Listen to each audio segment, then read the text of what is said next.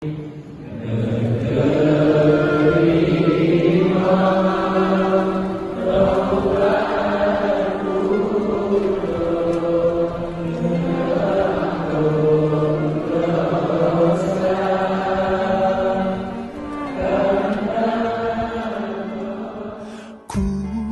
menantimu saban waktu, bangkit jiwaku, kau suluh hatiku. Malamnya lembaran pertama buku amalan katanya berisi amalan-amalan kebajikan.